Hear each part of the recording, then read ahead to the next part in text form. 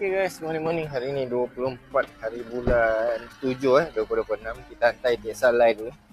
Siapa-siapa naik Etik Salai boleh dapatkan dekat kita Shop Azam Farm. Pagi buta enjinku hidup.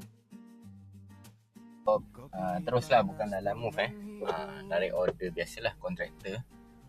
Di Batu Pahat, rumah yang belum siap tu hari. Bawa barang kontrak RM250. Tadi kita sepatutnya pergi Batu Pahat, tapi kita tukar ke tempat lain.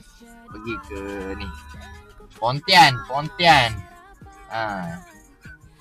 Jadi kisahnya RM350 sampai Pontian kita hantar.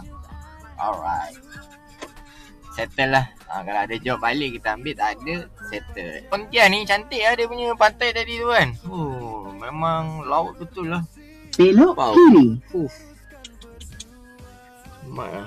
Ni dia punya vibe tepi laut. Lepas tu apa orang kata, pekan macam ni kan. Dia punya vibe kan macam saya dekat apa ni, Songkla tu hari Thailand. Dia punya vibe macam lain sikit. Bangunan-bangunan lama kan, macam dekat Songkla, tepi laut. Sebab JT apa, JT ada memang macam Songkla lah kalau tengok. Macam Thailand dekat Songkla. Janji sampai ikut masa amanah itu maruah kerja. Lampu jauh terus melaju, lampu merah. Oh, Bebex.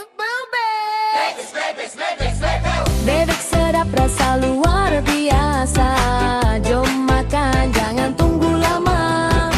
Sekali rasa, pasti nak lagi. Sekali rasa, pasti nak lagi. Bebex. Pagi buta enjinku hidup, tapi panas teman hidup.